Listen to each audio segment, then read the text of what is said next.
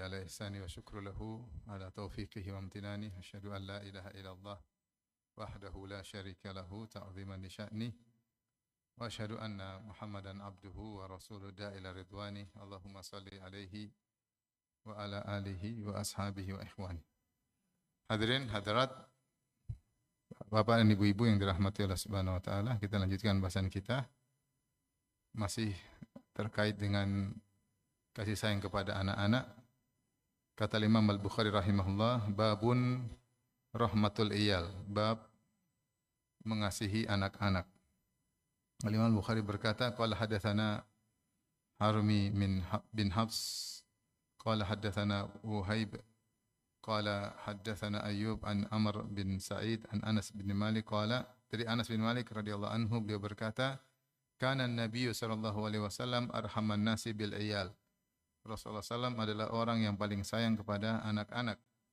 Wa kana lahu ibnun mustarda'un fi nahiyatil Madinah. Dan dia punya anak yang disusui di ujung kota Madinah. Wa kana dhi'ruhu qainan. Adapun bapak susuannya kerjaannya adalah sebagai tukang pandai besi. Wa kunna na'tihi, dan kami mendatangi anaknya tersebut. Wa qad dakhana al-baita, atau kami mendatangi bapak susuannya. Wa qad dakhana al-baita bi'idkhir, dan dia telah menyalakan idkhir untuk mengasapi rumah, yaitu agar seperti bakhur ya, seperti kayu gaharu ya, dibakar supaya mengurangi aroma bau dari pekerjaannya, karena pandai besi membuat aroma rumah jadi tidak enak. Fa yuqabbiluhu wa yashummuhu, maka Nabi pun mencium anaknya, menciumnya, kemudian juga yashummuhu sama, mencium ya. Kalau yuqabbilu mencium dengan bibir, yashummuhu mencium dengan hidung ya. Mencium dengan hidung. Rasulullah mencium dengan bibirnya dan mencium dengan hidungnya, itu mencium anaknya. Taib, hadis ini menjelaskan tentang bagaimana sifat Nabi SAW, yaitu Rasulullah SAW sangat sayang dengan anak-anak, bahkan arhamun nas, bahkan adalah orang yang paling sayang kepada anak-anak. Jangan kepada anaknya, bahkan kepada anak-anak secara umum Rasulullah sangat sayang. Dan ini yang menceritakanlah Anas bin Malik. Anas bin Malik menjadi pembantu Nabi selama 9 tahun atau 10 tahun. Dan selama menjadi pembantu Nabi selama 9 atau 10 tahun, Rasulullah SAW tidak pernah mengatakan halla fa'alta hadha, atau lima tarakta hadha, kenapa kau tidak begini, kenapa kau melakukan begini. Rasulullah tidak pernah menegur Anas dengan teguran seperti itu ya, dan menunjukkan bagaimana Rasulullah SAW perhatian kepada Anas, padahal Anas adalah pembantunya. Nah, kalau anak orang lain saja Rasulullah SAW begitu perhatian, apalagi anak sendiri. Dan Rasulullah SAW dianugerahi ada anak kecil, yaitu ketika beliau menggauli Maria Al-Qibtiyah. Maria Al-Qibtiyah adalah seorang wanita dari suku Kibet, yaitu dari suku Egypt, Mesir. Ketika Rasulullah SAW mengirim surat kepada Al-Muqawqis agar masuk Islam, Al-Muqawqis yaitu penguasa Mesir. Dia adalah penguasa Romawi yang ditempatkan di Mesir. Semua penguasa Romawi ditempatkan di Mesir namanya Muqawqis. Jadi Muqawqis istilah. Istilah seperti Najasyi juga istilah, seperti kaisar istilah, seperti raja istilah. Ya. Jadi Rasulullah kirim surat kepada Al-Muqawqis, yaitu penguasa Romawi yang ditempatkan di Mesir, dan dia beragama Nasrani, mengajak dia untuk masuk Islam. Dan dia tahu tentang kebenaran Nabi, namun tidak masuk Islam. Dia kirim hadiah kepada Nabi SAW. Di antara hadiah tersebut adalah Maria Al-Qibtiyah, budak dari Egypt. Budak dari Egypt. Maka Rasulullah gauli budak tersebut, akhirnya punya anak namanya Ibrahim. Namanya Ibrahim. Dan seperti kebiasaan orang-orang Arab, kalau punya anak, maka selain disusui oleh orang tuanya, juga dititipkan kepada orang untuk menyusuinya. Ya, mungkin supaya gizinya lebih banyak ya. Maka kebetulan Ibrahim ini disusuin oleh keluarga yang tinggal di awalil Madinah, yaitu daerah agak di ujung kota Madinah ke arah Kuba. Ya, dan kebetulan bapak susuannya kerjanya sebagai pandai besi. Sebagai pandai besi, Rasulullah SAW kadang jenguk anaknya, ya, berjalan menuju ke rumah bapak susuan untuk menengok anaknya tersebut. Ya. Dan ketika Rasulullah SAW datang ke rumah bapak susuannya, maka bapak susuannya segera membakar idkhir, ya, semacam kayu ya, atau tumbuhan yang akhirnya memberi asap di rumah untuk menghilangkan bau kerjaan pandai besi, ya. Karena pandai besi menimbulkan bau yang tidak enak, ya. Bau yang tidak enak. Ini sebagai bentuk memuliakan tamu agar tamu tidak merasakan bau yang kurang enak. Maka Rasulullah SAW pun datang lalu mencium anaknya dengan bibirnya, yuqabbil itu dengan bibir, wa yashumhu, mencium dengan hidungnya. Itu maksudnya menghirup, ya, aroma anak, ya. Oleh karena dikatakan aroma anak adalah aroma yang paling nikmat. Kita kalau punya anak kita cium, kita merasakan aroma yang kita senang sekali. Yang kalau orang lain cium mungkin bau pesing. Kalau kita yang cium enak, dan setiap orang merasakan demikian. Untuk punya anak kecil antum cium, pasti baunya enak, menyenangkan.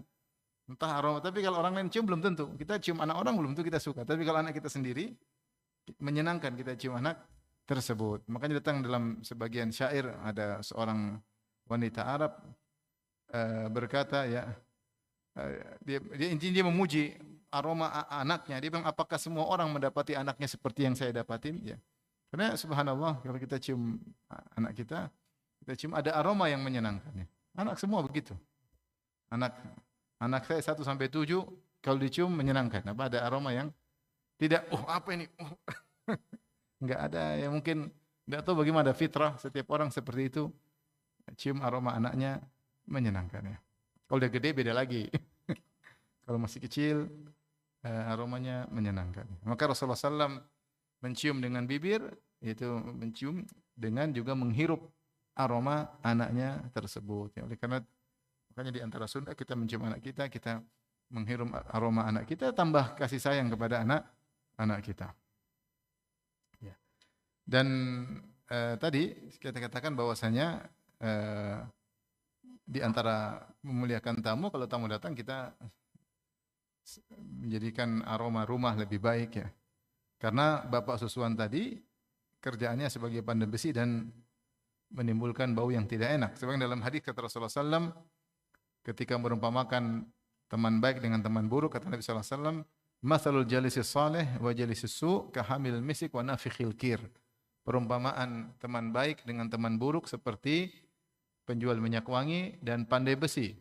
Fahamil misik, adapun penjual minyak wangi, imma an yahdiyaka, mungkin dia hadiahkan kepada engkau minyak wangi yang dia jual, wa imma an tabta' minhu, atau kau beli dari dia, atau yang ketiga, wa imma an tajida minhu rihan tayyibatan, atau kau dapati kecipratan aroma yang wangi. Jadi kalau punya teman baik, 3 kemungkinan. Dia seperti penjual minyak wangi, dia kasih hadiah minyak wangi, atau kita beli dari dia, atau paling tidak minimal mendapatkan kecipratan aroma yang wangi.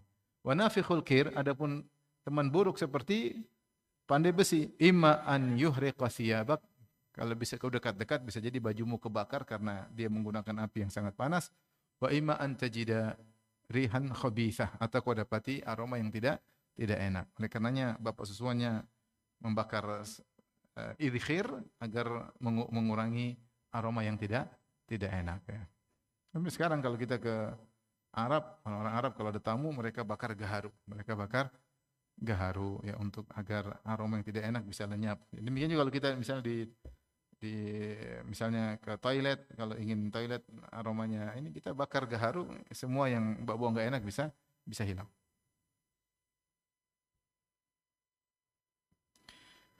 Dan Ibrahim inilah yang meninggal di pangkuan Nabi sallallahu alaihi wasallam, ya. Ketika Rasulullah sallallahu alaihi wasallam mengunjunginya suatu hari, maka dia pun dipegang oleh Nabi sallallahu alaihi wasallam, maka dia pun melepaskan nafas terakhirnya di hadapan Nabi sallallahu alaihi wasallam. Jadi meninggal di pangkuan Nabi sallallahu alaihi wasallam. Dan Nabi akhirnya menangis. Rasulullah berkata, innal aina la tadma, sungguhnya mata ini mengeluarkan air mata, wa innal qalba la yahzan, sungguhnya hati ini sangat sedih. Wala naqulu illa bima yurdi rabbana, namun kami tidak mengucapkan kecuali dengan kata-kata yang mendatangkan keridhaan Rabb kami. Wa inna bi firaqika ya Ibrahim la mahzunun, sungguhnya kami sangat sedih dengan kepergianmu, ya. Jadi seorang kalau terkena musibah, bencana, menangis enggak apa-apa, tapi jangan mengucapkan kata-kata yang membuat Allah murka, ya. Tangisan itu adalah salah satu rahmat kepada anak. Bahkan tangisan itu kepada anak meninggal, menangis dengan tangisan yang wajar, menunjukkan kasih sayang kepada anak, dan itu ibadah kepada Allah Subhanahu wa taala, ya. Ini tidak mengapa menangis, bersedih, tapi jangan sampai melakukan perbuatan-perbuatan yang menunjukkan protes kepada keputusan Allah. Maka Rasulullah bersabda, "Laisa minna man darabal hududa wa syaqqal juyuba wa da'a bid'awal jahiliyah." Bukan dari golongan kami orang tatkala terkena musibah, robek-robek baju, kemudian tampar-tampar pipi dan menyuruh dengan suruhan jahiliyah. Karena semua perbuatan yang menunjukkan tidak ridha dengan keputusan Allah Subhanahu wa taala.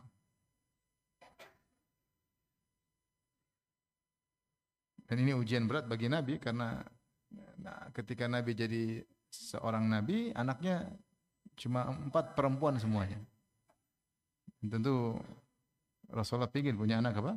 Laki-laki, ya, biasa. Makanya ketika dikasih hadiah oleh Khadijah budak Zaid, maka Rasulullah jadikan Zaid anak angkat.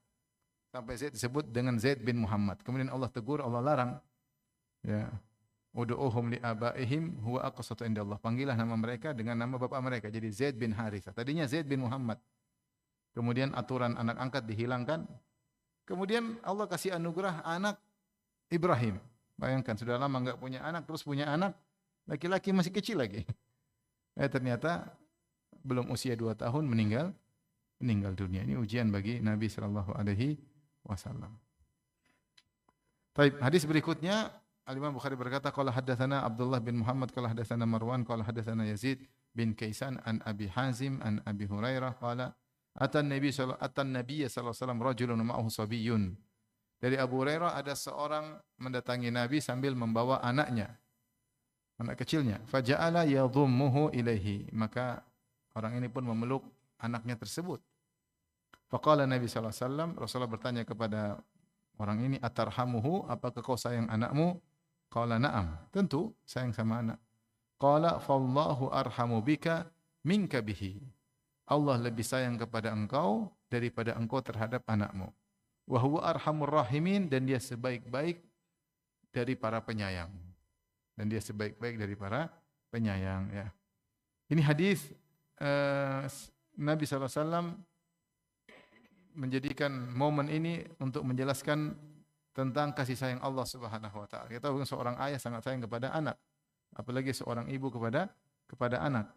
Dan kebetulan anak itu lagi dipegang oleh sang ayah dan lagi dipeluk oleh sang ayah. Maka Rasulullah, kau sayang sama dia? Iya, kata Rasulullah, Allahu arhamu bika minka bihi. Allah lebih sayang kepada engkau daripada engkau kepada anakmu. Wa huwa arhamur rahimin, dan dia sebaik-baiknya penyayang. Nah, ini harus kita tanamkan dalam diri kita bahwasanya Allah sangat sayang kepada kita. Allah sangat sayang kepada kita. Dan ini menghadirkan perasaan ini bisa kita hadirkan kalau kita taat kepada Allah Subhanahu wa taala.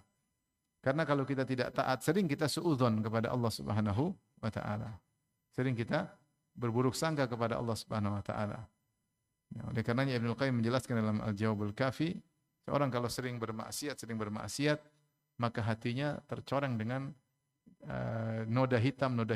Ketika hatinya sering tercoreng dengan noda hitam, dia untuk berbaik sangka kepada Allah susah. Berbaik sangka kepada Allah susah.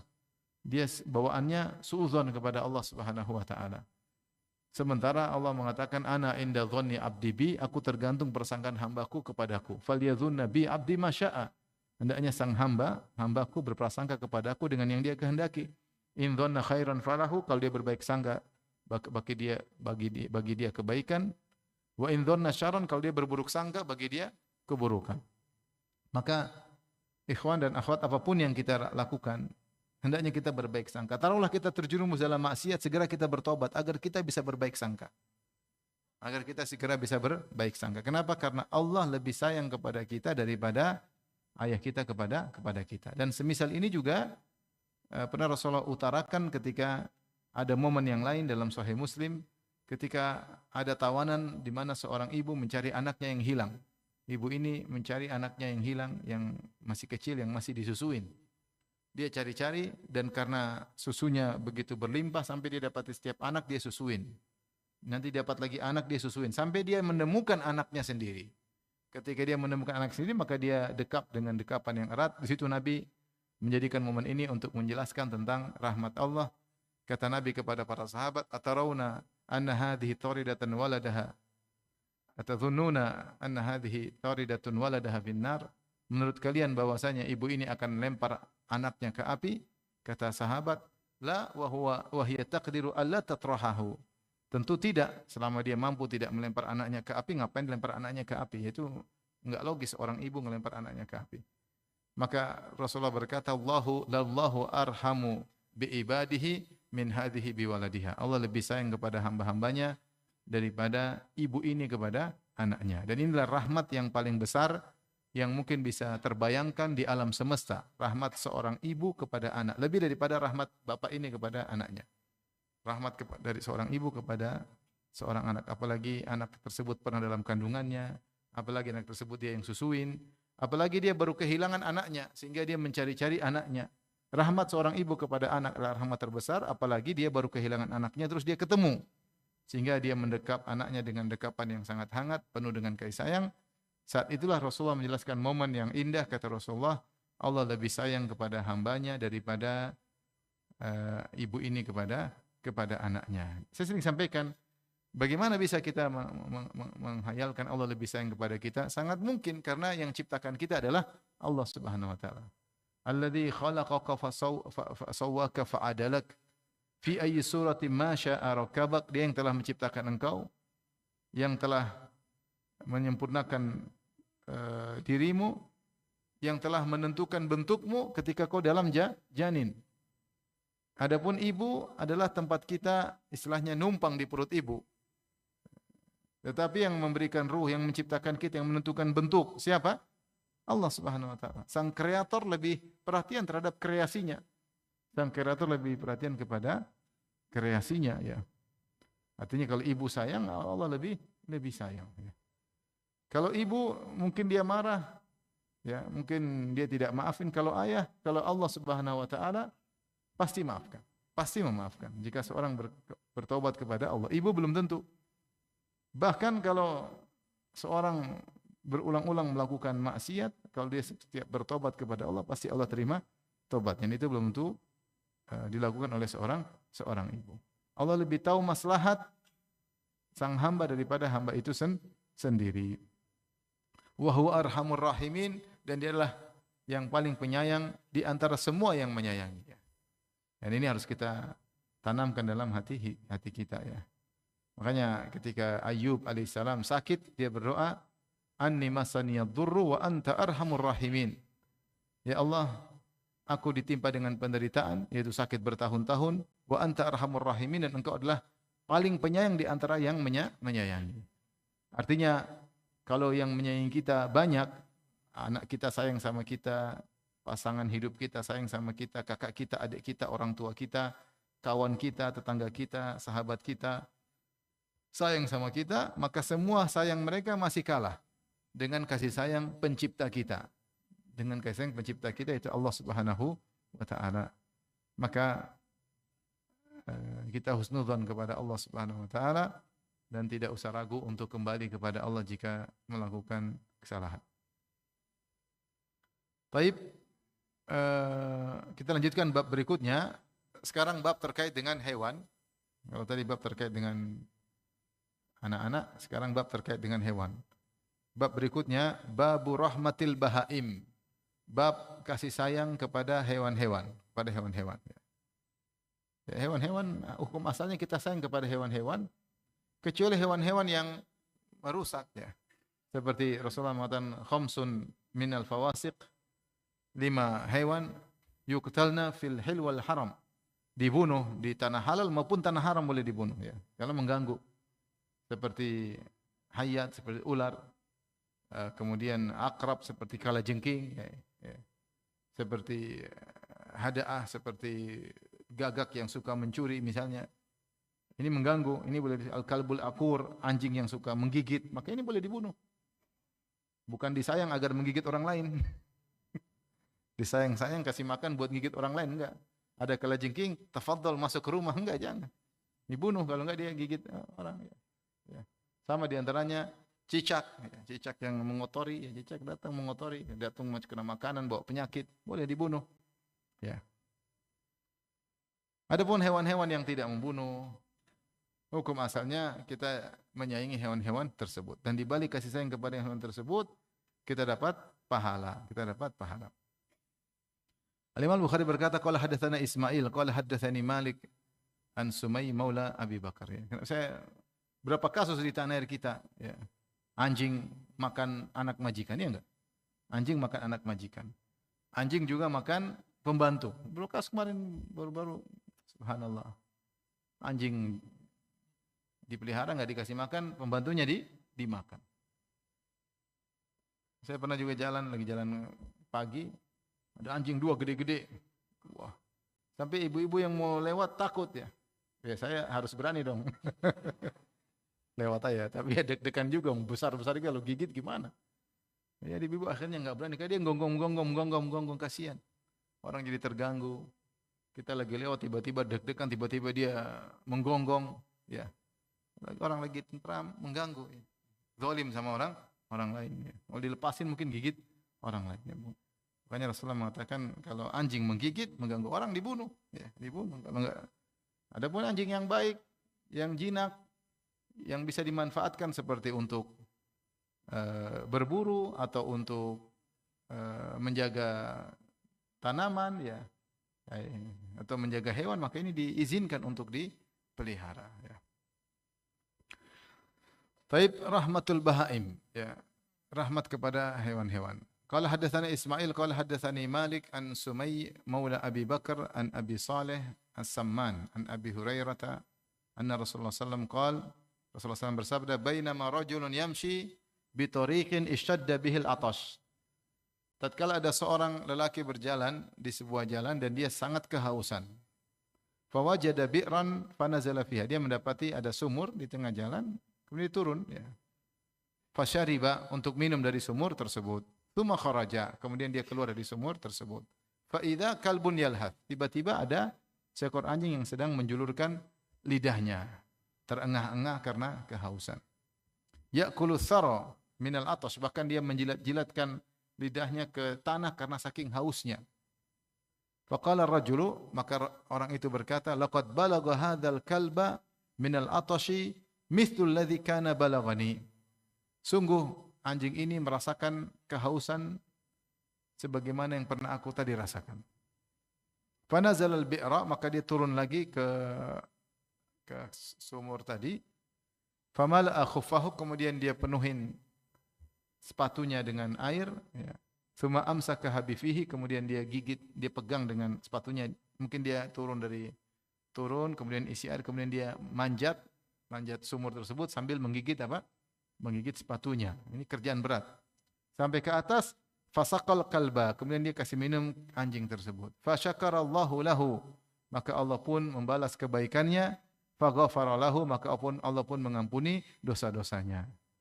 Sahabat ketika mendengar hadis ini, mereka berkata, qalu ya Rasulullah, wahai Rasulullah, wa inna lana fil bahaimi ajran, apakah berinteraksi dengan hewan kita dapat pahala?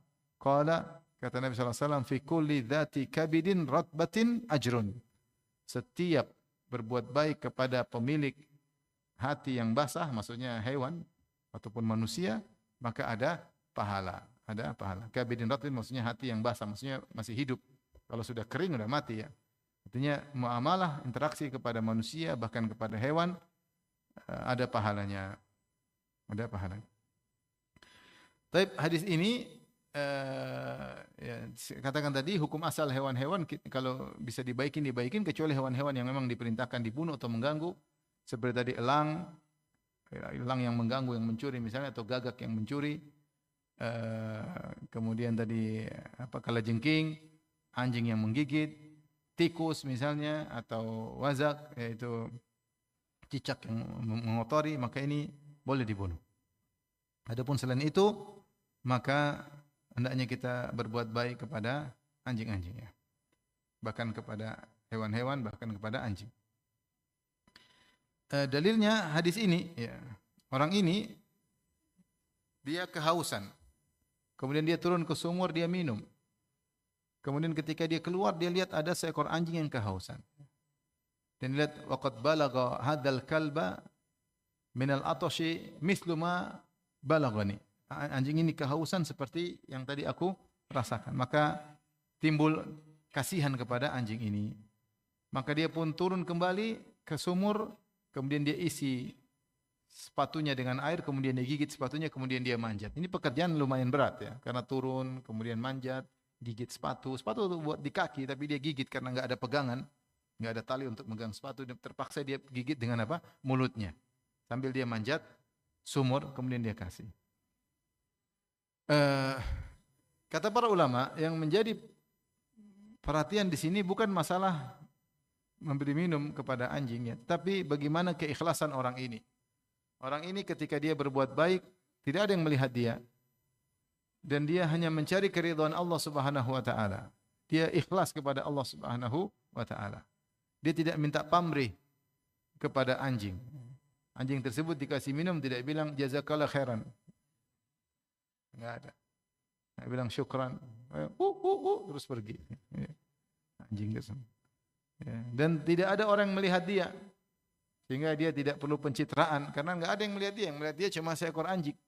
Yang lihat dia cuma Allah Subhanahu wa taala. Berbeda kalau seorang di tempat umum kemudian jadi pusat perhatian, dia mungkin namanya niat dimasukin dengan berbagai macam hal-hal. Tapi kondisi orang ini benar-benar tidak ada orang lain, hanya seekor anjing. Dia harus turun, dia tidak cari muka sama sekali, tidak ada pencitraan sama sekali, dan dia tidak bikin status setelah itu. Dia tidak publish, ya. Dia tidak cerita ke siapa-siapa. Nabi yang tahu, Nabi diceritain oleh Allah, kemudian Nabi cerita kepada kita. Maka keikhlasan yang dia miliki sangat luar biasa. Maka keikhlasan inilah yang menjadikan pahalanya sangat bernilai, sangat bernilai. Oleh karenanya Allah syakarallahu lahu, maka Allah pun mensyukurinya, yaitu dengan memberi balasan kepadanya dengan mengampuni dosa-dosanya. Allah berfirman, "Wa man aradal akhirata wa sa'alaha sa'yaha wa huwa mu'min fa ulaika kana sa'yuhum mashkura." Siapa yang menghendaki akhirat, wa man aradal akhirah wa sa'alaha sa'yaha, dan dia berusaha untuk meraih akhirat tersebut, wa huwa mu'min, dalam kondisi beriman kepada Allah, fa ulaika kana sa'yuhum mashkura, mereka itulah yang amal mereka akan dibalas kebaikan oleh Allah Subhanahu wa taala. Ayat ini sebelumnya Allah berfirman, "Man kana yuridul ajila ta'ajjalna lahu fiha ma nasha'u liman nurid." Ya. "Tsumma ja'alna lahu jahannam yaslaha madhmuman madhura. Wa man arada al-akhirah." Kata Allah, siapa yang menghendaki kehidupan dunia yang disegerakan, mendahulukan yang disegerakan dengan melupakan yang diakhirkan. Ya. "Kalla bal tuhibbunal ajilah wa tadharunal akhirah."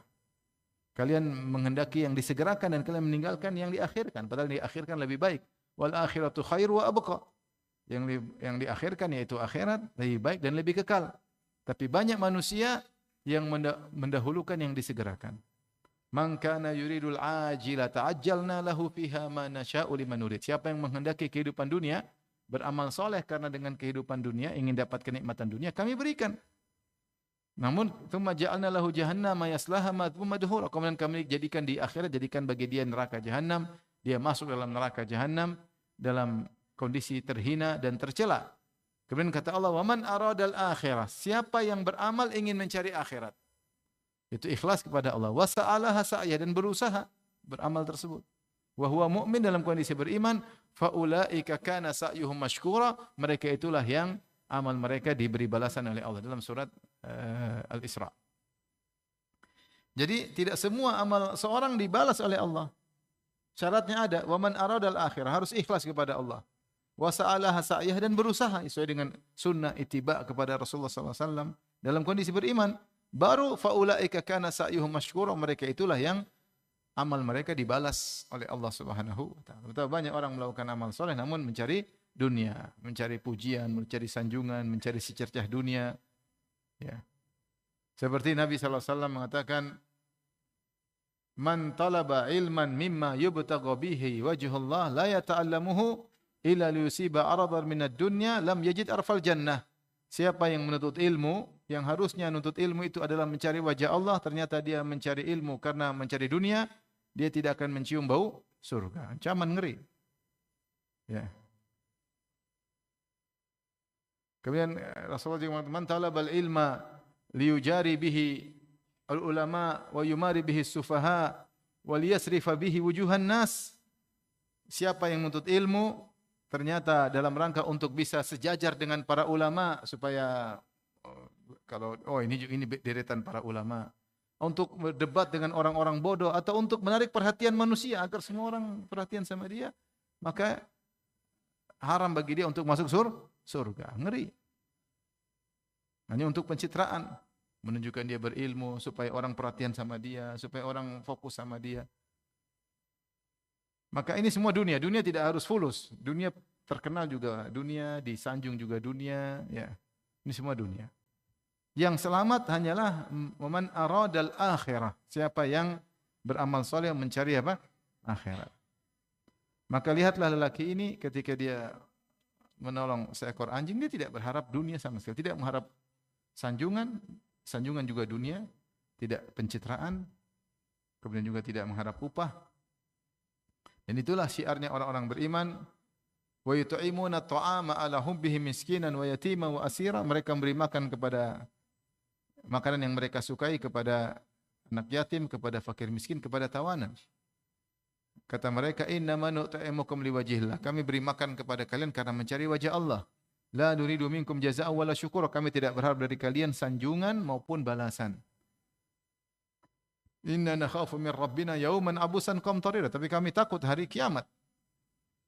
Maka kita semua introspeksi diri agar mengecek-ngecek kembali niat kita dalam beribadah, ya. Dalam berbakti kepada orang tua, apakah kita riya atau pencitraan, dalam berkhidmat kepada masjid misalnya, jadi DKM kita duniawi atau ikhlas, dalam berdakwah kita ini pencitraan atau mencari secercah dunia, ataukah kita mencari wajah Allah. Kita coba murajaah kembali, evaluasi diri sebelum terlanjur, ya, dan kita kebablasan. Oleh karena seorang masing-masing memperbaiki diri, niatnya dia perbaiki. Karena kalau niatnya bukan karena akhirat, maka tidak masykura, tidak dibalas oleh Allah.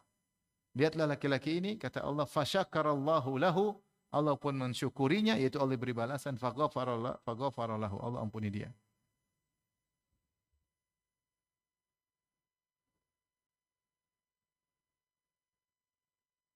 Dan datang dalam sebagian riwayat, hal ini juga terjadi pada seorang wanita, yaitu wanita pezina. Bainama kalbun yutifu bi raqiyatin kada yaqtuluhu al-atash ijra'athu baghiyun min baghaya bani Israil. Ketika ada seekor anjing yang muter-muter di sebuah sumur karena hampir mati karena kehausan, dia lihat air tapi dia enggak bisa ambil air karena anjing enggak bisa berenang, ya. Dia muter-muter, mungkin akhirnya dilihat oleh seorang wanita pezina, kasihan sama anjing tersebut, maka dia turun, dia ambil air, dia kasih anjing, maka Allah ampuni wanita pezina tersebut, ya.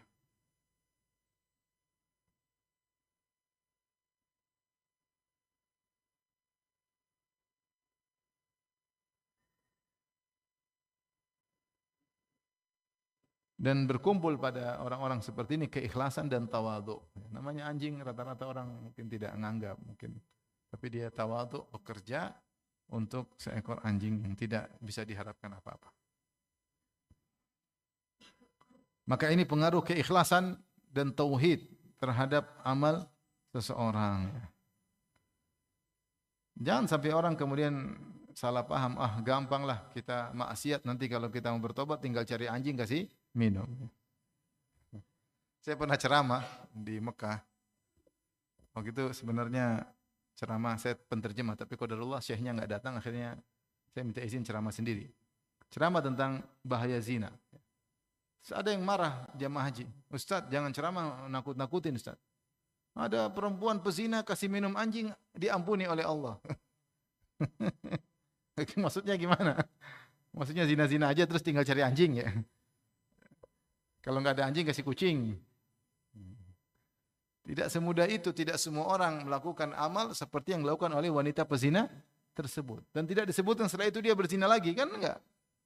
Allah ampuni dia, kemudian dia bertobat kepada Allah. Ya. Mungkin itu adalah nuqtatut tahawul, yaitu titik di mana dia berubah. Ya. Tidak disebutkan habis itu dia berzina lagi, tinggal habis zina cari anjing lagi, enggak. Jadi sebagian orang hanya melihat hadis-hadis yang begini sehingga menggampangkan maksiat. Tidak lihat hadis yang lain. Nanti akan datang, gimana masuk neraka gara-gara seekor kucing. Gimana seorang ditenggelamkan dalam tanah gara-gara ujub dengan bajunya. Sombong dengan bajunya, tenggelam di tanah sampai hari kiamat. Oleh karenanya penting dalam setiap amal kita memperbaiki niat kita ikhlas kepada Allah, tidak berharap pujian sanjungan sedikit pun. Jangan coba-coba untuk mencari penyanjungan dari manusia.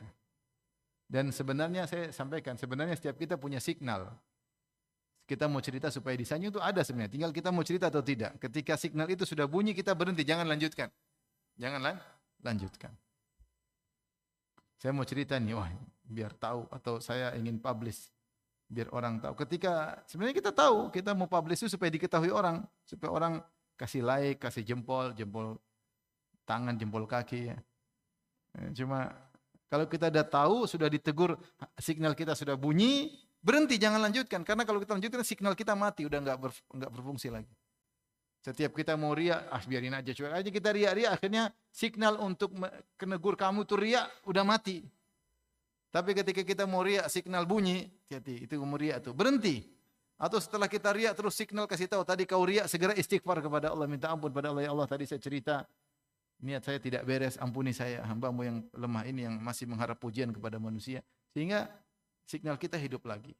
Tapi kalau kita setiap melakukan riak, kita cuek aja, enggak riak. Akhirnya kita riak, ditegur orang supaya tidak riak pun kita merasa tidak riak. Padahal kita sudah rajanya riak.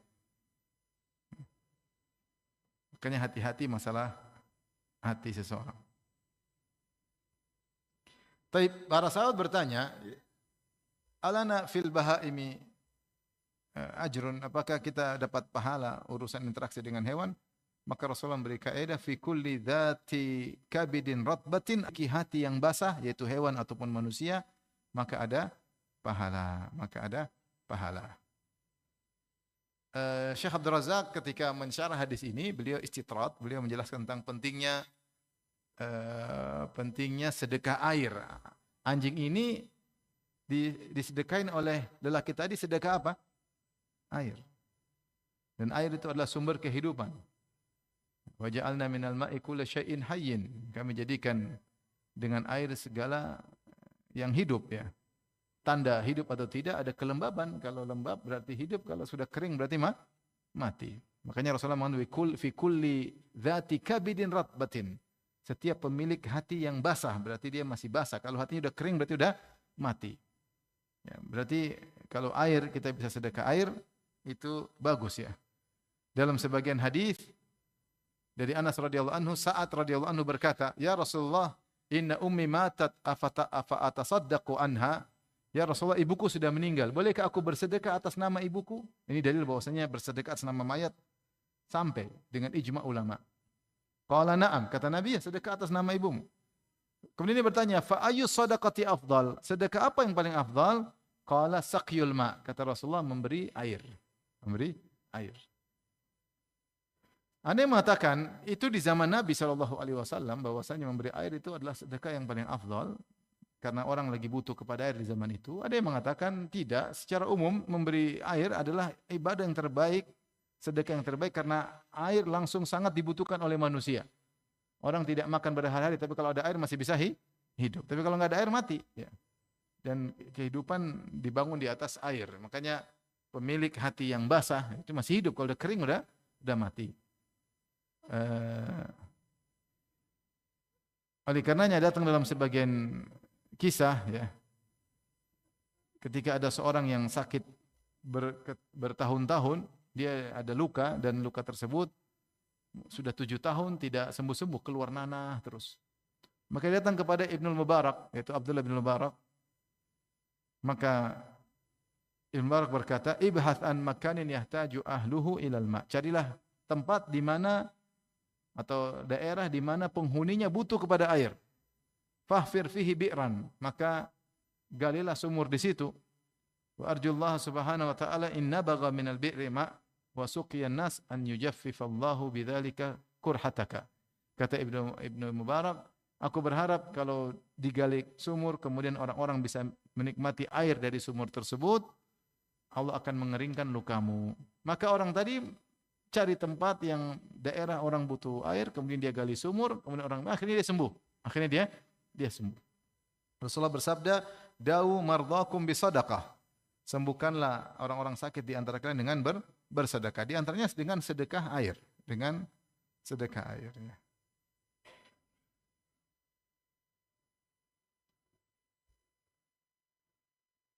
Demikian juga kisah dari Abu Abdillah Al-Hakim ya, rahimahullahu taala, dia juga terkena penyakit luka-luka di wajahnya dan waktu lama tidak sembuh-sembuh sampai dia bertemu dengan Abu Utsman As-Sabuni ya, kemudian dia ceritakan kondisi dia, luka di wajahnya tidak sembuh-sembuh dan dia berkata, "Ud'ullah li, doakanlah aku ya." Maka lalu disebutkan tentang pentingnya air, sedekah air ya. Maka dia pun bersedekah dengan air, tidak lama kemudian luka-luka di wajahnya pun sembuh.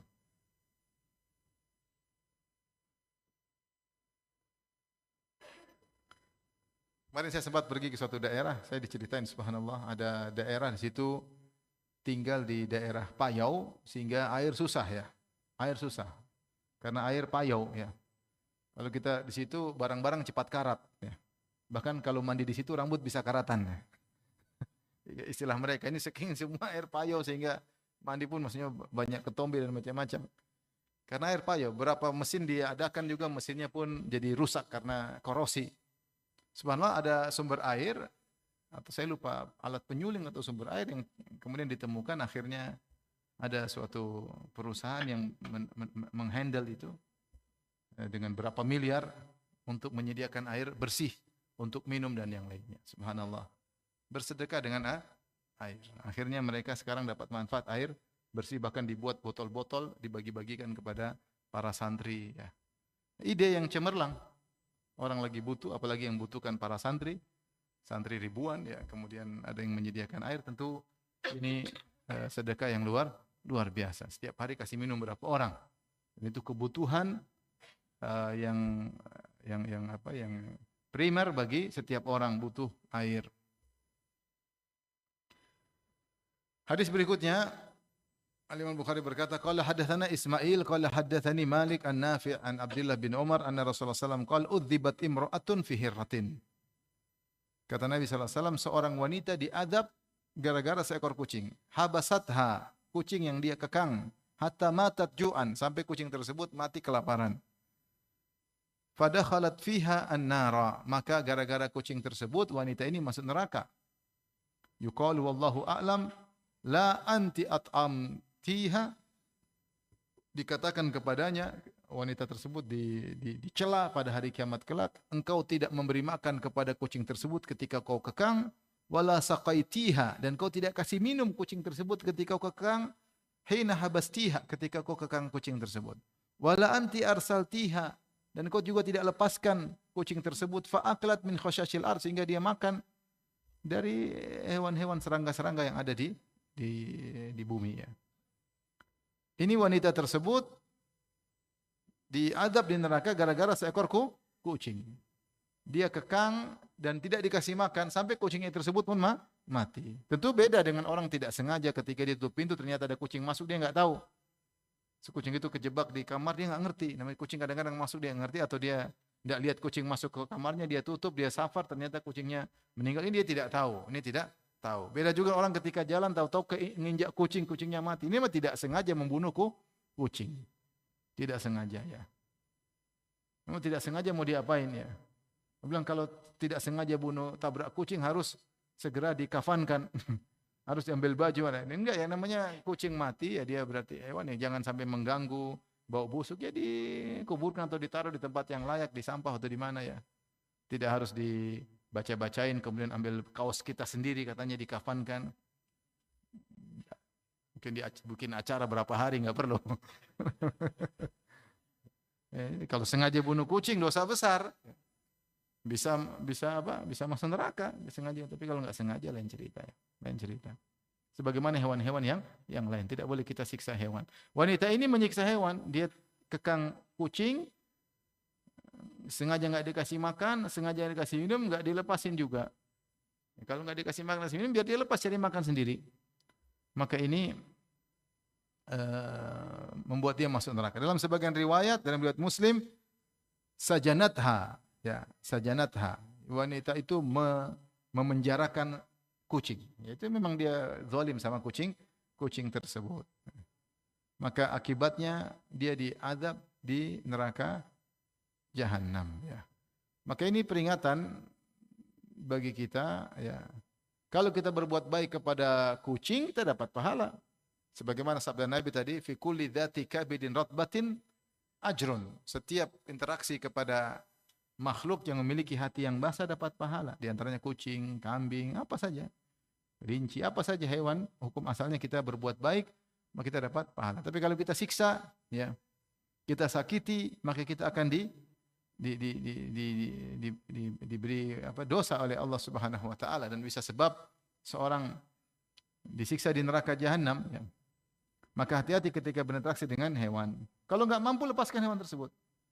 Makanya sebagian orang ketika memelihara kucing ya kalau dia mampu pelihara baik, kalau enggak lepasin biar dia cari makan sendiri. Bukan tanggung jawabmu. Tapi kalau dimasukkan ke rumah dia harus diperhatikan. Harus diperhatikan, jangan lalai. Akhirnya kucing tersebut enggak dikasih makan ya. Dia lalai dan mungkin tidak sengaja membunuh tapi karena kelalaian kucing tersebut mati kita bisa berdosa. Kalau kau tidak mampu lepasin kucing tersebut cari makan sendiri. Ya. Ini kucing dibiarin kemudian pergi safar minggu depan kucingnya sudah rahimahullah. Sudah mati. Kasihan. Ya. Nah, takutnya kita berdosa. Takutnya kita berdosa. Tapi kalau kita sayang kita perhatian. Tentunya saya ingatkan juga tidak berlebihan sama seekor kucing. Ya. Sampai kucing waktunya mati-mati. Sampai kucing harus bayar operasi 20 juta, 30 juta. Enggak juga biasa kucing sakit meninggal ya sudah ya.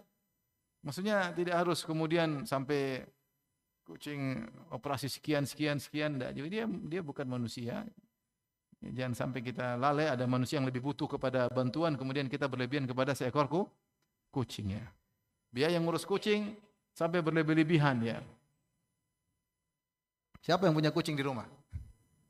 Biaya kalau normal-normal aja kasih makan itu biasa. Tapi kalau saya berlebihan ya sampai datang tukang salon nyalonin kucing ya. Mentang-mentang kucingnya mau nikah, ada kucing tetangga. Saya dulu dikasih hadiah kucing. Kucing, bukan kucing garong ya. Kucing apa Persia ya, yang dikasih hadiah. Sudah, bawa ke rumah. Terus ada kucing tetangga, kucing ya maksudnya dari sisi fisik, kucing kotor lah. Tapi dia naksir sama kucing kita. Sampai orang-orang rumah bilang, enaknya dapat kucing. Udah biarin aja. Akhirnya kawinlah dengan kucing tetangga, kucing Indonesia yang biasa-biasa aja nikah dengan kucing apa? Persia. Anak-anaknya Masya Allah ganteng-ganteng dan cantik-cantik. Kucing belesteran selalu. Beruntung kucing tetangga, ternyata kita juga beruntung punya anak-anak kucing yang apa? Yang keren-keren. Udah enak-enak kucing mahal ente datang-datang tidak bayar mahar tahu-tahu. Sekarang masih kawan ya. Waktu di zaman di kuliah dulu subhanallah, dia tiap Jumat kalau kita habis sholat Jumat di Masjid Nabawi, dia pergi ke warung-warung ngambil makanan bekas. Dia punya mobil kebetulan. Masih dia bujangan ya. Saya juga waktu itu sendirian di sana. Kita tinggal di asrama, saya belum bawa keluarga waktu itu. Jadi habis Jumatan dia ngambil makanan, terus dia kumpulin, kemudian dia pulang ke universitas, itu kucing sudah ngumpul semua. Sudah tahu dia, jadi dibuka makan semua kucing datang. Jadi dia terkenal di antara kucing. Pokoknya tuh, pokoknya datang kucing sudah nunggu dia. Dia jadwal itu kucing udah nunggu. Setiap ada Jumatan kucing udah nunggu. Kalau kita sebagian kita Indonesia kan kalau makan sampai detail sampai habis. Kucing nunggu nggak dapat apa-apa. Kita ikan aja habis tinggal tulang ya. Kalau sebagian orang kan masih ada sisa di itu. Kalau kucing nungguin kita rugi nggak dapat apa-apa. Sebagian kita kalau makan Masya Allah bersih, total bersih ya. Jadi subhanallah dia tiap pekan seperti tiap habis Jumatan bawa makanan bagi kucing, dan kalau dia datang bahkan kalau dia nggak bawa makanan pun kucing sudah nunggu. Kan? Kucing sudah tahu jadwal makannya.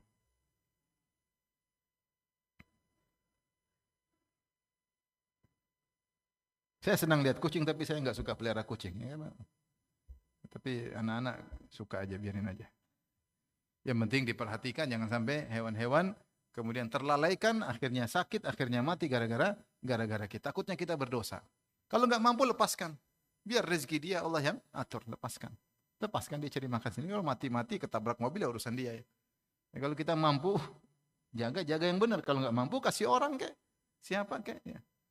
Jangan maksakan diri kalau kita ternyata lalai akhirnya memberi mudarat kepada kucing. Hadis berikutnya, qala hadatsana Muhammad bin Uqbah qala hadatsana Muhammad bin Utsman Al-Qurashi qala hadatsana Hariz qala hadatsana Habban bin Zaid Asy-Syar'abi an Abdullah bin Amr bin Al-As an Nabi sallallahu alaihi wasallam qala irhamu turhamu waghfiru yaghfirullahu lakum wailun li aqma'il qawli wailul musirrin alladziina yusirruna ala ma fa'alu wa hum ya'lamun. Di sini Rasulullah bersabda, rahmatilah kau akan dirahmati. Yaitu di antaranya rahmati hewan-hewan. Kalau kau rahmati hewan, jangankan manusia, hewan pun kau rahmati, maka kau akan dirahmati oleh Allah Subhanahu wa taala. Tentunya rahmat kepada manusia lebih utama daripada rahmat kepada hewan. Iya atau tidak? Makanya saya bilang tadi, boleh kita perhatian sama hewan, tapi jangan sampai lebih sayang kepada kucing daripada manusia ya. Dan saya boleh perhatian sama kucing, sama anak kurang perhatian. Ini salah dalam prioritas. Atau sebagian wanita sama kucing sayang, tidur sama kucing, suaminya tidur sendiri. Kasihan suaminya, mau cari kucing betina. Jadi ini jangan sampai salah prioritas. Sebagian orang-orang non-muslim sama hewan sayang banget. Tapi sama manusia tega. Sama manusia apa? Tega. Ya, oleh karenanya jangan sampai salah ya. Tentu sayang kepada hewan utama, tetapi sayang kepada manusia lebih utama. Bagaimana seorang kemudian punya anjing dia sayang, kucing dia, tapi dia bunuh orang? Ini gimana ini? Ya, hewan aja kau sayang, manusia tidak tega sama manusia, tidak punya perasaan sama manusia. Ini enggak benar ya. Oleh karenanya sayang kepada manusia lebih utama. Irhamu turhamu, sayangilah kau akan disayangi. Waghfiru yaghfirullahu lakum, maafkan kau akan diampuni. Wailun li aqma'il qauli, wailun, celaka bagi orang-orang yang tidak perhatian sama nasihat. Akma itu corong, jadi kalau istilah kita masuk telinga kanan, keluar telinga kiri. Kasih nasihat, hanya sepuntang lewat, tidak ada yang tersisa di kepalanya. Wailun lil musirrin alladzina yusirrun, celaka bagi orang-orang yang terus melakukan dosa. Alladzina yusirrun ala ma fa'alun, terus-menerus melakukan dosa, wa hum ya'lamun, padahal mereka mengetahui. Maka yang perhatian kita dalam hadis ini adalah siapa yang menyayangi dia akan disayangi ya. Termasuk di antaranya adalah menyayangi hewan. Berarti menyayangi hewan adalah ibadah. Menyayangi hewan adalah ibadah. Siapa yang sayang sama hewan dia akan dikasih pahala oleh Allah Subhanahu wa taala. Bahkan sebab Allah mengasihinya. Dan di akhir hadis celaka bagi orang-orang yang cuek dengan nasihat disampaikan, maka seperti corong aja cuma numpang lewat. Seperti kita di corong kita lewat, maka airnya jatuh tidak tersisa sedikit pun, maka ini adalah hal yang buruk. Orang yang tidak bisa mengambil nasihat sehingga akhirnya terus-menerus dalam kemaksiatan dan tidak peduli apakah dia lupa bahwasanya dia akan meninggal dan dia akan dihadirkan di hadapan Allah dan akan dihisab atas semua waktu yang dilewati untuk melakukan kemaksiatan. Maka seorang ada saatnya sadar, setiap manusia pasti melakukan maksiat, tapi ada saatnya dia harus sadar, bangkit, dia lawan. Jangan dia ikuti hawa nafsunya terus sehingga dia terus menerus dalam maksiat. Ya, sampai akhirnya dia meninggal, kemudian catatan amal isinya maksiat semua. Apa yang mau dijawab pada hari kiamat? Kiamat kelak. Hadis berikutnya, Rasulullah SAW bersabda, atau qala haddatsana Mahmud, qala haddatsana Yazid, qala akhbarana Al-Walid bin Jamil Al-Kindi, anil Qasim bin Abdurrahman, an Abi Umamah, qala qala Rasulullah SAW, man rahim walau dzabihatan rahimahullahu yaumal qiyamah. Siapa yang mengasihi meskipun dzabihah, yaitu hewan yang akan dia sembelih, dia sayang, ya, maka Allah akan merahmatinya pada hari kiamat kelak. Yaitu seorang ketika ingin menyembelih dengan kasih sayang. Makanya dalam hadis yang lain Rasulullah SAW telah kita sampaikan, ada seorang berkata, inilah arhamu syah an adbahaha. Ya Rasulullah, saya kasihan sama kambing ketika saya akan sembelih. Kata Nabi, wasyah in rahimtaha rahimakallah. Seekor kambing pun kalau kau sayang sama dia, maka Allah akan sayang kepadamu. Maka seorang kalau ingin menyembelih dengan cara yang baik, kata Nabi SAW, Inna Allah katabal ihsana ala kulli syai. Sungguhnya Allah mewajibkan berbuat baik dalam segala hal. Fa idza qataltum fa ahsinul qitlah. Kalau kau bunuh dengan yang baik, bukan dicincang, bukan dimutilasi, bukan diiris-iris. Pokoknya kalau ada musuh perang ingin dibunuh, yang penting mati, bukan untuk kemudian berfantasi dalam menyiksa orang. Rasulullah larang. Wa idza qataltum, ada orang memang harus dibunuh, fa ahsinul qitlah, maka bunuh dengan cara yang baik. Wa idza dzabahtum fa ahsinu dzibha, kalau kalian menyembelih dengan cara yang baik. Wal yuhidda ahadukum syafratahu wal yurih dzabihatahu, maka hendaknya seorang menajamkan pisaunya sehingga memudahkan hewannya ketika disembelih. Maka cara yang baik, ya, seperti sudah kita sampaikan pada pertemuan lalu, kalau ingin menyembelih jangan diasah di depan kambing. Sebentar ya, kasihan kambing, dia mati 2 kali, ya. Atau kita nyembelih bapaknya di depan dia, nyembelih anaknya depan dia, ya, beli ibunya depan dia, maka dia tersakiti 2 kali, ya. Maka kalau bisa tidak melihat yang lain, ya. Kemudian kalau ingin dikuliti, tunggu mati dulu. Sebagian orang habis motong sapi, sapinya masih gerak-gerak langsung dikuliti. Jangan, kasihan, ya. Dia nggak bisa ngomong, sudah mati, sudah. Tapi ya kasihan, ya. Tunggu sampai tenang dulu, baru kemudian dikuliti. Sehingga kita kasihan sama hewan. Rasa kasihan kepada hewan juga mendatangkan pahala di sisi Allah Subhanahu wa taala. Tapi kita lanjutkan, masih 2 bab biar sekalian habis. Bab akhdhul bait minal hummarah. Bab tentang mengambil telur dari seekor burung yang kecil. Imam Bukhari berkata, qala hadatsana Talaq bin Ghannam, qala hadatsana Al-Mas'udi anil Hasan bin Sa'ad an Abdurrahman bin Abdullah an Nabi sallallahu alaihi wasallam nazala manzilan fa akhadha rajulun bayda hummarah.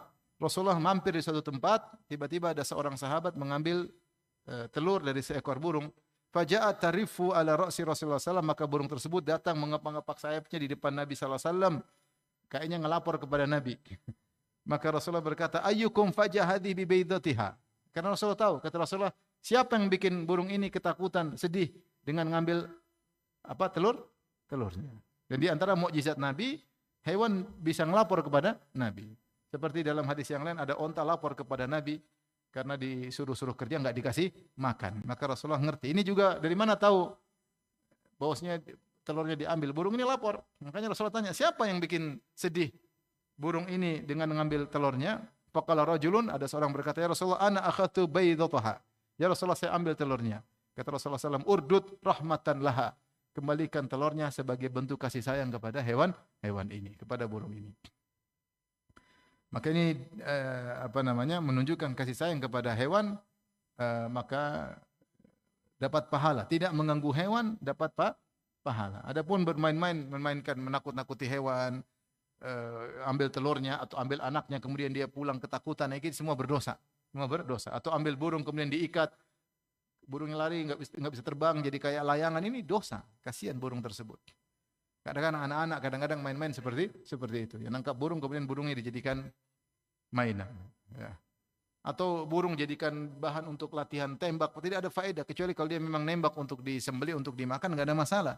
Tapi kalau hanya sekedar untuk jadi bahan latihan kemudian nembak-nembak tidak ada faedahnya, maka ini menyiksa. Ini tidak boleh. Kemudian Hadis berikutnya, dua hadis lagi. Bab berikutnya, bab thair fil qabs, bab burung disangkar. Artinya burung disangkar dibolehkan. Imam Bukhari berkata, qala hadatsana Arim, qala hadatsana Hammad bin Zaid an Hashim an Hisham an bin Urwah. An Hisham bin Urwah qala kana Ibnu Zubair bi Makkah wa ashabu Nabi sallallahu alaihi wasallam yahmiluna at-thair fil aqfas. Kata Hisham bin Urwah adalah Ibnu Zubair di Mekah, sementara para sahabat Nabi membawa burung-burung di sangkar. Tapi riwayat ini riwayat yang lemah. Riwayat yang lemah. Ya.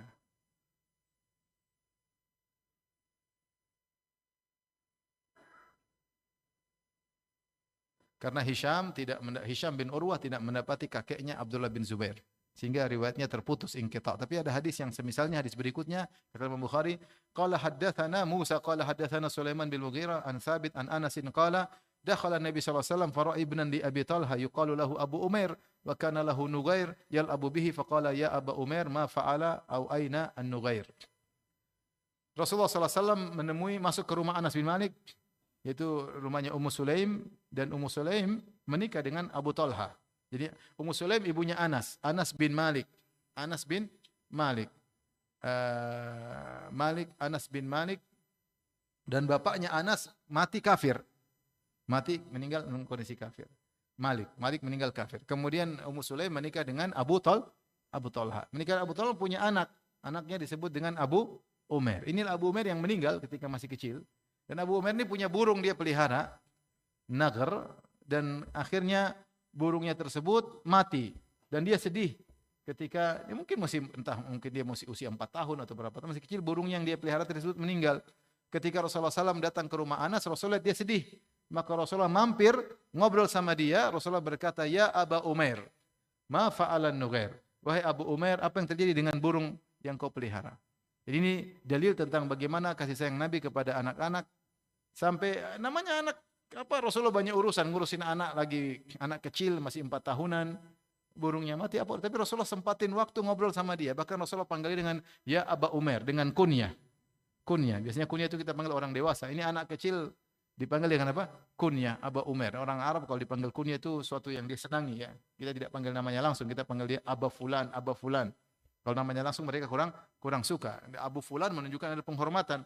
Rasulullah panggil anak ini dengan ya Aba Umair, ma fa'alan Nughair. Ini dalil bahwasanya memelihara burung boleh. Memelihara burung boleh selama burung tersebut dirawat, ya, apalagi dengan niat misalnya untuk menyenangkan burung tersebut, menikmati suaranya yang indah, kemudian misalnya memperhatikan bagaimana keajaiban makhluk-makhluk Allah Subhanahu wa taala. Insyaallah ini enggak ada masalah. Di antara dalilnya Rasulullah tidak melarang Abu Umair memelihara apa? Burung Nughair, ya boleh. Ya, tapi jangan ngajarin burung yang tidak-tidak ya. Dulu ada kerabat punya burung kakak tua. Kalau orang datang dia teko maneh gitu. Diajarin seperti itu. Datang lagi. Jadi orang kayak gitu deh. Mungkin bercandaan tapi jangan ngajarin yang enggak sehingga mengganggu orang lain. Tamu enggak jadi datang nanti kan.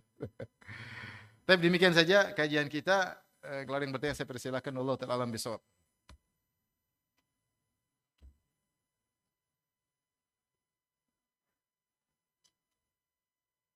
Ustadz, putri kami sekarang kuliah semester akhir kos di luar kota. Setahun yang lalu putri kami bicara kalau sudah dari SMP tidak sholat. Sholat kalau ada kami terlihat saja itu pun terpaksa. Semenjak kuliah 2 tahun belakangan kami suruh pun sudah tidak mau sholat. Dan sudah lagi keinginan untuk sholat dan rasa malu tidak enak di hadapan saya bapaknya tidak sholat. Apakah betul putri kami dibilang kafir kalau sudah tidak mau sholat Ustadz? Mana nasihat Ustadz yang harus saya lakukan? Sekarang putri saya punya teman dekat Kristen, kami khawatir salah. Qadarullah, jadi masalah orang tidak sholat kafir atau tidak ada khilaf di kalangan para ulama. Jumhur mengatakan selama meyakini sholat wajib, namun dia malas, maka tidak kafir. Ini pendapat jumhur. Tapi pendapat mazhab Hambali, kalau dia tidak sholat sama sekali, meskipun dia merasa sholat wajib tapi dia malas tidak sholat sama sekali, maka kafir. Intinya anak putri ibu sangat berbahaya ya, dalam kondisi yang sangat tidak nyaman, maka nasihati. Perlu kedekatan Ini dampaknya, di antara dampak jauhnya kita dari jauhnya anak dari pantauan kita ya. Ya namanya ujian ya. Mungkin dia sudah memantau, sudah telepon tapi mungkin kurang intens dalam perhatian sama anaknya, qadarullah. Nabi Nuh juga anaknya ada yang kafir ya. Tapi intinya jangan putus asa, masih bisa didekati. Ini kadang-kadang pengaruh teman dekat aja.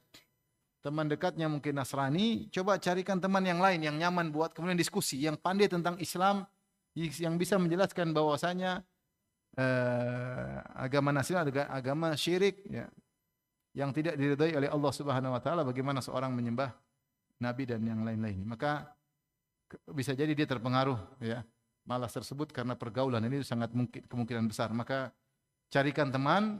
Kalau orang tua mungkin nasihati dia enggak dengar, tapi kalau teman mungkin diajak bareng, jalan-jalan bareng, perlu waktu lah, kita perlu waktu, perlu biaya, ya perlu dekati. Orang tua juga harus dekat, banyak doa, mulai dekati anak-anak. Meskipun dia enggak sholat biarin, karena dipaksa pun dia enggak mau. Dekati, ngobrol sampai dia dekat lagi. Lama-lama tahap berikutnya setelah kita dekat, tahap berikutnya kenalkan sama perempuan yang mungkin bisa menasihati dia, yang enjoy dalam berbicara dan seterusnya. Hidayah di tangan Allah Subhanahu wa taala.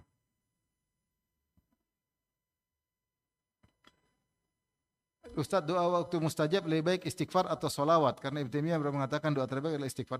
Gabung dua-duanya. Ada waktu istighfar, ada juga waktu meminta kepada Allah. Rasulullah doanya banyak. Selain istighfar juga mengajarkan banyak doa.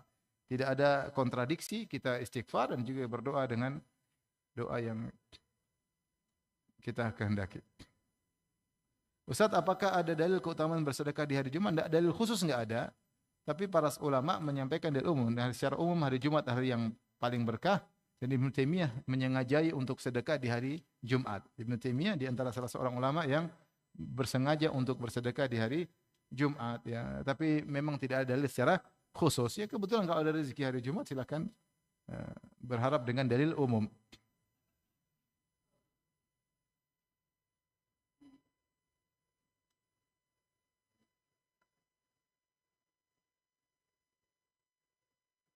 Ustaz, bagaimana hukum mengkebiri kucing? Wallahu alam. Kalau manusia tentu dosa besar, kasihan. Kalau kucing, wallahu alam.